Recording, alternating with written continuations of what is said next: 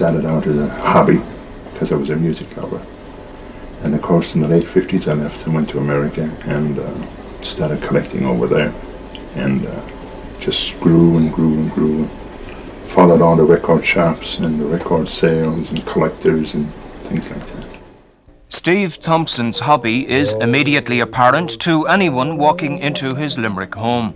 His wife Colette is now resigned to the fact that virtually every available square inch has been taken over.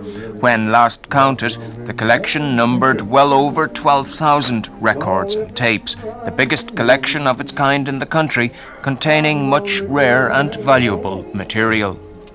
Now retired, Steve is bringing out a catalogue of his material aimed at the specialised collector's market. It includes many early recordings he acquired as a result of a chance meeting with an elderly collector in the States many years ago. He showed me this tremendous collection of reel-to-reel recordings that he had done, and he offered them to me, just to have them. He said, "I can see by you how avid a collector you are, so he said, if you'd like to have all these material," he said, "I'd certainly give it to you." So he gave me the whole collection. He had no family of his own. He was way up in his 80s. An example from Steve's catalogue is Caruso's original Pagliacci from the opera I Pagliacci, accompanied on piano by the composer Leoncavallo, made in 1902. Not to be confused with a technically superior recording made by Caruso many years later.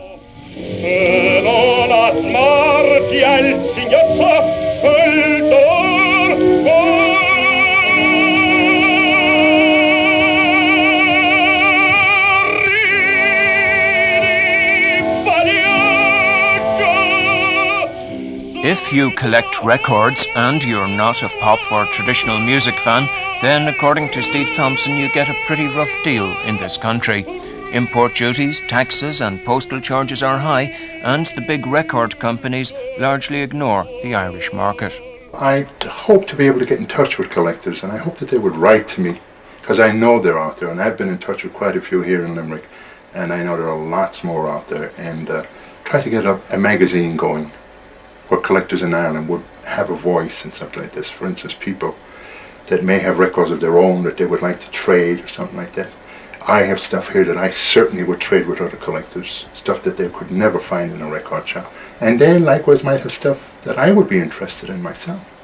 And this could be done very easily, but it takes some kind of a little magazine to get the thing going. The Golden Age of Entertainment is the title given by Steve to the favourite part of his collection, dealing with popular radio entertainment between the years 1930 and 1955. This extract is taken from Bing Crosby's Philco Corporation show of January the 15th, 1947, featuring Crosby and Al Jolson together for the first time on radio. It was broadcast at a time when the 61-year-old Jolson was making a comeback after the release of the film, The Jolson Story. Listen, if you don't believe it.